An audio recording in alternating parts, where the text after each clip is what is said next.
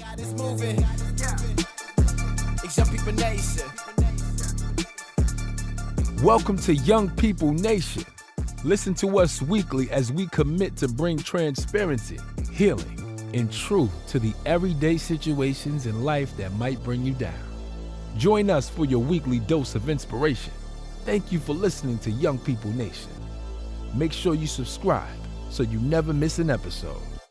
And now, here's your host, Eugene and Donna Perry. Let's go. Christ is the foundation. Know his word gon' lead us. Know I'm already going. Taking steps I believe in. Giving guidance to the youth. Giving guidance to the lost. Giving the world to the project. Lead them back to the cross. Hello and welcome back to Young People Nation, and we're on our second session with Miss Nellie Bryant, licensed clinical social worker, owner of Restoring Harmony Counseling and Pearl. And we are in session 2 again for counseling youth and young people. And welcome back, Miss Bryant. Hey, thanks for having me. Let's talk on this session about stress from school. Okay. And I'm sure you deal with a lot of that with our young people.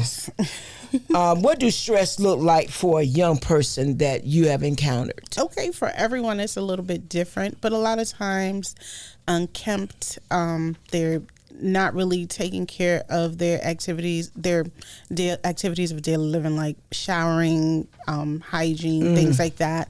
It could be aches and pains, tummy hurts, head hurts, back hurts, body is just hurting. It could be just feelings of overwhelm, isolating themselves from other people, not really engaging. Or it could even be just being even hypervigilant, just like next it's like squirrel, they're all over the place. So it just depends on the temperament of the teen and what things are going on at that time. Okay. I know you really bring a lot to the plate when you be saying that, because when I used to do substitute teaching, I used to see the kids come in with the covers over their head and didn't get no sleep at night, and they'd be frightening and want to get in the corner and not even participate with the rest of the kids. And all those are early signs of something's going on. Yeah. And but they don't teach you that in school. They don't. I think they teach you when you get to college, but I think what is happening now is people are recognizing that our children are not baby adults, and I think a lot of times as we see kids grow, we think they should know better, they should do better and stuff like that, but they have to be taught. And a lot of times, because we come from a generation of I love you because I've provided a roof over your head, food, clothes on your back, there wasn't really a lot of dialogue to say, let me teach you, let me show you. If you were lucky to have a grandparent or an aunt or something like that, that was a little more nurturing, those things may have happened, but we parent how we were parented. So if those things weren't modeled for us, we don't model them for our children. And so we don't come off as approachable. We don't come off as people that can be engaging, where you can have a discussion. You really bring out the importance of counseling. A couple of most recently, there was a shooting in Oregon, and this young man, I think around 20 years old, went there and started shooting up Safeway. And just think about if he could have got some counseling, all that could have been avoided. It's a possibility. We have a lot of shootings right now that are going on, but I mean, there are so many different societal pressures, but I mean, people are not. They're dealing with a different level of pressure than we had to deal with in the past, because we're in a very instantaneous society. So everyone's recording. No one's helping anymore. Everyone's, it's like everything's happening in real time. Yes. And so there isn't as much protections, where things could be covered or moved to the side. Like everything's happening right now. And sometimes situations that are going on, it needs time to kind of come out. And those things it's kind of pushed to the back. So when I'm talking when I'm speaking about the shootings and things of that nature, that person may be exhibiting signs or exhibiting those things, but they've learned how to act the societal norm, because everything right now is live like this, look like that, act like this, da da da. So if you're following those norms, people are not going to always see the red flags that something more is going on. There may be some smaller things, maybe some posts, maybe some this that gives you that insight. That insight. However, just generalizing, looking at people face to face, so many people have these facades that unless you have that insight, like you've seen posts or you've heard talk or you saw a text, it can be really difficult to see that there's so much more going on there. And that's so true, because of family members, sometimes I see what they say on Facebook in their stories, and they go from one extreme to another. So that lets you know, and it's not for me to say anything. However, because this person's a very well-grounded adult, but it's obvious that it's something going on in their mental. But the other factor is, unfortunately, you have accessibility. Because when I was growing up, I couldn't go out and buy a rifle or a gun like that, just like that, or had the funds to do that so quickly. And now it's unlimited resources.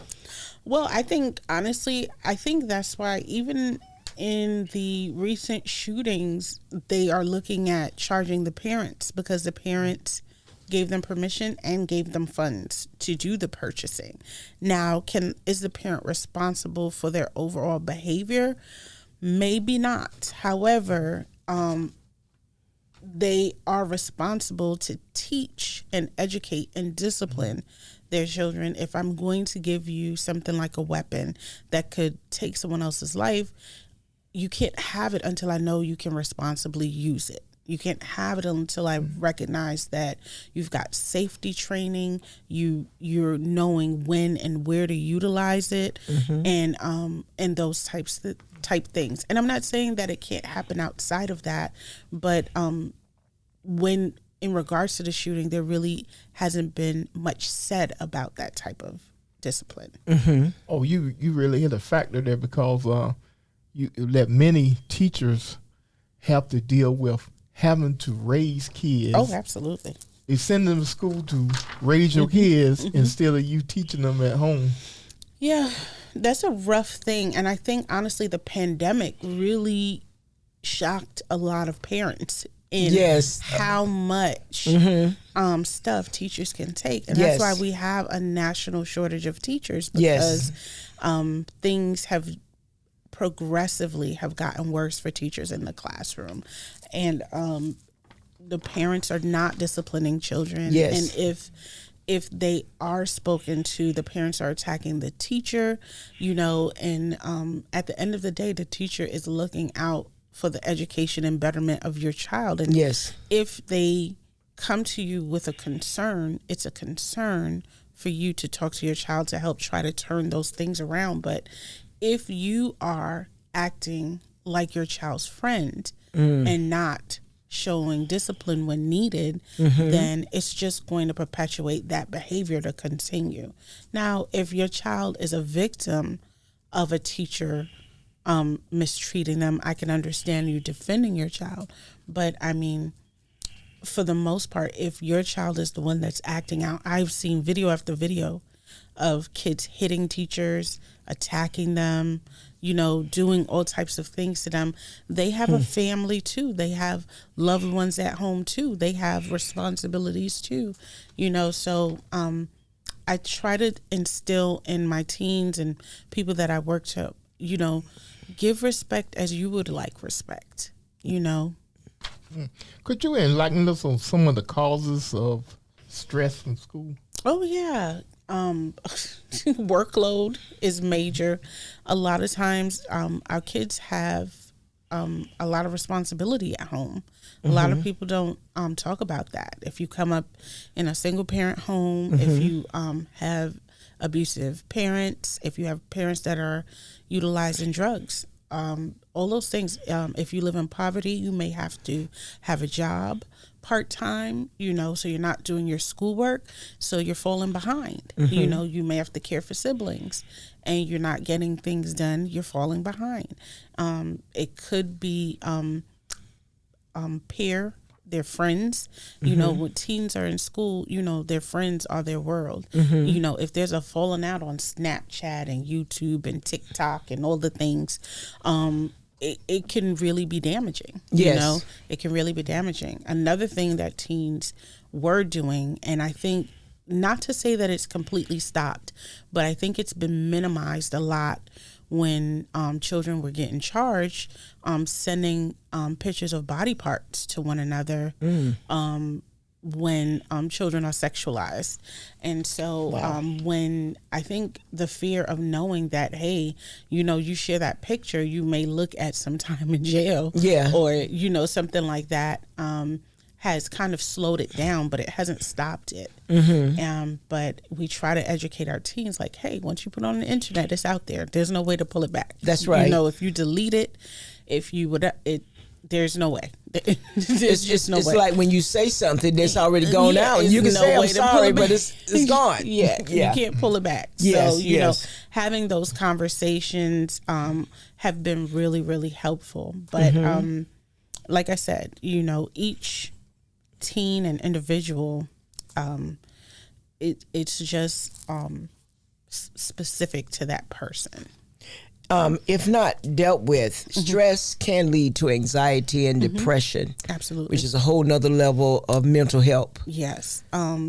Stress is one of the number one killers in this country. Yes. For adults. Yes. For children who, and I mean, even we struggle with processing our feelings and emotions. And for kids who not only struggle with feelings and emotions, but not even having the vocabulary to identify what exact feeling and emotion is going on at this time, and still living in a world where people at times see you as an adult, not as a person who's still growing and learning and needing guidance and assistance. So, yes, prolonged stress can lead to anxiousness.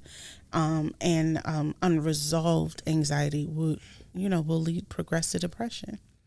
And, honey, you remember you stated that one time this guy shared with you a wording that you never know what personal things a person go through. It was saying that you never know a person's what hell a person goes to when he leaves work, and what they go through at home is a whole different thing. A whole lot of people go to work just to get away from home, which is why the pandemic caused a lot of divorces, I believe a lot of abuse cases, a lot of things, because I don't have to deal with you now. I'm stuck in the house with you 24/7 and these kids.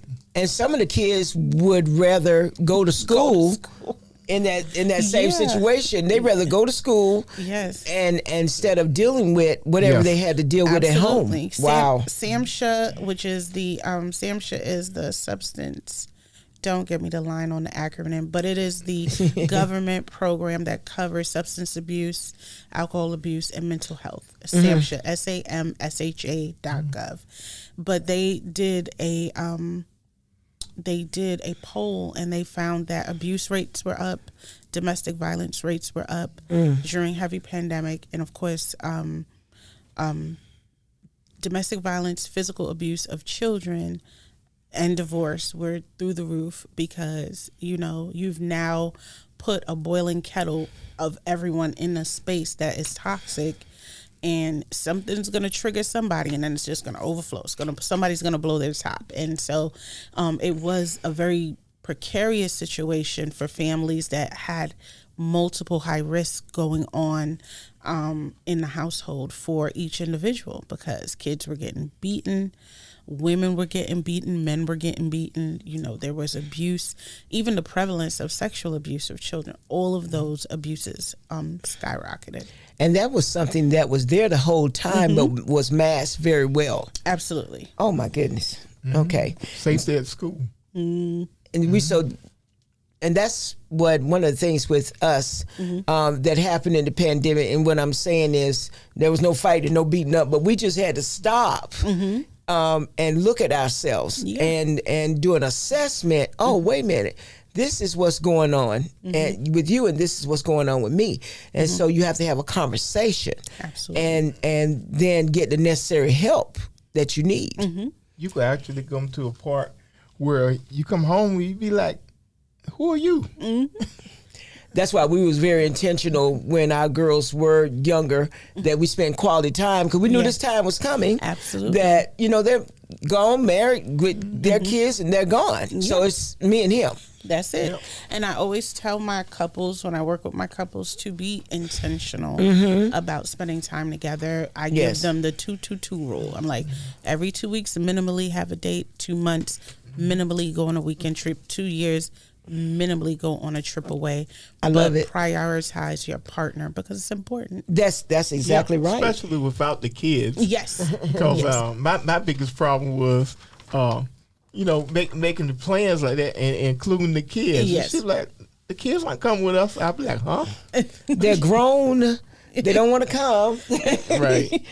What are some of the techniques that you recommend for parents or for relieving stress? One of the major go-tos for me is mindfulness exercises, which is they're exercises about being present. So it could be deep breathing exercises, which helps to almost immediately relax you.